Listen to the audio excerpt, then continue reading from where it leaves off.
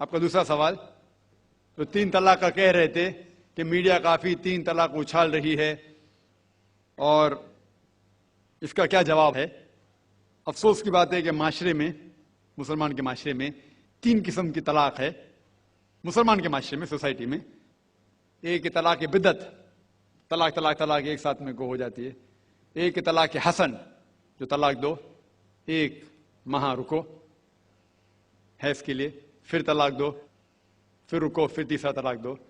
اور تیسرا طلاق کے احسن، جو بالکل صحیح طریقہ ہے، جو قرآن شریف کے ہے، طلاق دو اور 3 ماہ رکو۔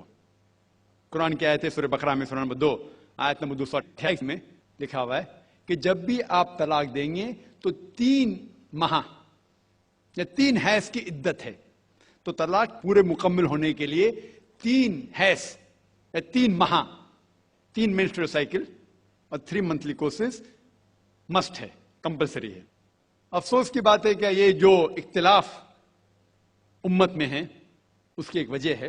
ایک صحیح حدیث ہے، ابن عباس رضی اللہ عنہ وہ فرماتے ہیں کہ محمد صلی اللہ علیہ وسلم کے دور میں 3 طلاق ایک ہی مانی جاتی تھی۔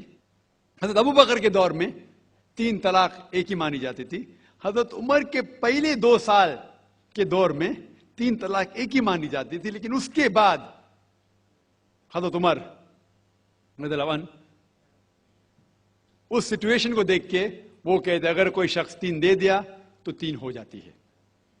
اس حدیث کی وجہ سے جو اختلاف امت میں ہے، اور کئی علماء میں اختلاف ہے، لیکن علماء میں اختلاف ہے، رہیں گا ایک منچ پہ آئیں گے کہ اللہ عالم، لیکن اگر آپ قرآن کی روشنی میں پڑھتے ہیں، قرآن میں طلاق کا ذکر کیا گیا ہے سورہ بقرہ میں، سورہ نمبر 2 آیت نمبر 228 سے لے کے 240 تک، اور سورہ طلاق میں سورہ نمبر 65 آیت نمبر 1 سے 7۔ جو قرآن مجید میں طلاق کا ذکر ہے اس کے اندر یہ ہے کہ کبھی کوئی ڈفرنس آف اوپینین، کوئی جھگڑا ہو جاتا ہے شوہر اور بیوی میں، تو پہلا شوہر بیوی بیٹھ کے بات کرے۔ ایسا نہیں کہ بیوی نے نمک زیادہ ڈال دیا اور طلاق طلاق طلاق کہہ دیا اور طلاق ہو گیا۔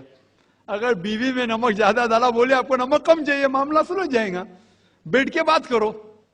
پھر بھی بات نہ بنے تو اللہ تعالیٰ فرماتا ہے سورہ نساء میں، سورہ نمبر 4 آیت نمبر 35 میں کہ آپ کے درمیان ایک حکم رکھو، ایک آربیٹر بیوی کی طرف سے، ایک آربیٹر شوہر کی طرف سے۔ مطلب آربیٹر، حکم کہتے ہیں آربیٹر کو، حکم رکھو بیوی کی طرف سے اور شوہر کی طرف سے، اور معاملہ کو سلجھا لو۔ پھر بھی اگر بات نہیں مانے تو آپ پھر طلاق دے سکتے ہیں۔ تو طلاق دیتے ہیں تو کئی اس کے کرائٹیریاز ہے کہ حیض کے وقت طلاق مت دو، جب آپ غصے میں طلاق مت دو، شراب کی حالت میں طلاق مت دو۔ اس کے بعد جب طلاق دیا جاتا ہے تو 3 ماہ رکنا چاہیے۔ طلاق کے احسن ہے، جو بالکل صحیح طریقہ ہے۔ طلاق دو اور 3 ماہ رکو، اور 3 ماہ کے اندر اگر آپ رجوع کرنا چاہتے ہیں اپنے بیوی سے تو رجوع ہو سکتے، الحمدللہ۔ اگر 3 ماہ تک آپ سمجھتے نہیں مجھے میرے بیوی سے الگ ہونا ہی چاہیے، تو 3 ماہ کے بعد، عدت گزرنے کے بعد، آپ دونوں میاں بیوی نہیں رہتے، آپ الگ ہو جاتے۔ لیکن اس کے بعد اکثر مسلمان بھی نہیں جانتے یہ قرآن کی آیت کیا ہے۔ قرآن شریف میں لکھا ہوا ہے سورہ بقرہ میں، سورہ نمبر 2 آیت نمبر 232 میں کہ اگر وہ شخص اپنی پرانی بیوی سے پھر سے شادی کرنا چاہتا ہے تو مت روکیے۔ تو اگر طلاق ہو چکا ہے صحیح طریقے سے، طلاق کے احسن کے طریقے سے، اور 3 ماہ ہو گئے، عدت گزر گئی، 6 مہینے بعد اگر لگا بھائی جو میں نے کیا غلط کیا، میں پھر سے شادی کرنا چاہتا ہوں، تو وہ آدمی اپنی پرانی بیوی سے پھر سے نکاح کر سکتا ہے، لیکن نیا نکاح نیا مہر، نیا نکاح نیا مہر، جو کئی مسلمان نہیں جانتے۔ افسوس کی بات ہے کہ ہم مسلمان قرآن کو ترجمے کے ساتھ پڑھے ہی نہیں، صحیح حدیث کو ترجمے کے ساتھ پڑھے ہی نہیں۔ اگر ہم قرآن شریف کو صحیح طریقے سے پڑھیں گے اور صحیح حدیث پہ عمل کریں گے تو یہ جو غلط فہمیاں ہیں دور ہوئیں گی۔ اور پھر سے اگر شادی ہوئی، پھر سے آپ ساتھ میں رہ سکتے، پھر سے پرابلم ہوا تو پھر طلاق دو، پھر 3 ماہ رکو، پھر سے الگ ہو جاؤ، پھر سے آپ چاہتے پھر سے شادی کر سکتے۔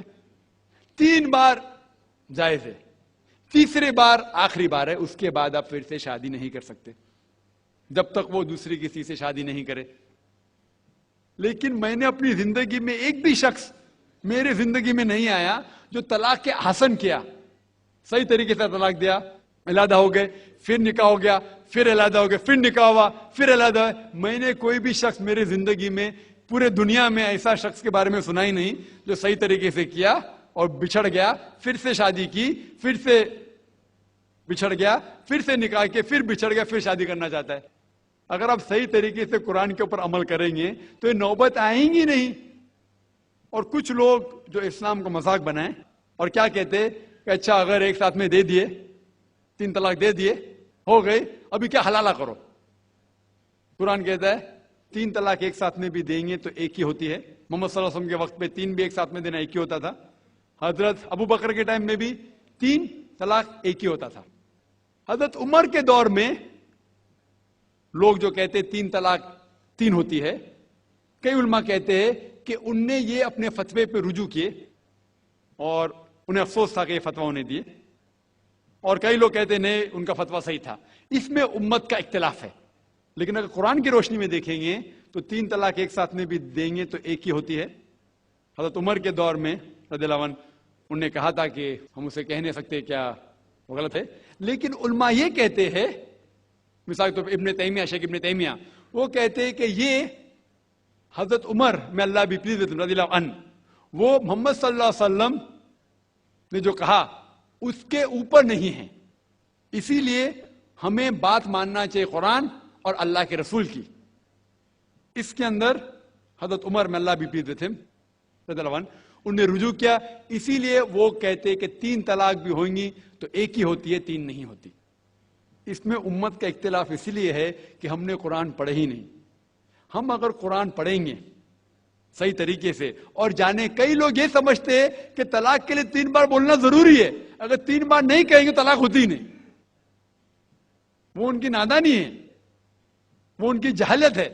तो हमें क्या करना चाहिए, ये मीडिया उछाल रही है, हम मुसलमानों को ये तलाक का तरीका जो सही तरीका है, तलाक के आसन, उसको आम करना चाहिए और ये कहना चाहिए किस बुनियाद पे तलाक दी जा सकती है, कब दी जा सकती है, कैसे मौके पे दी जा सकती है, देना चाहिए क्या नहीं।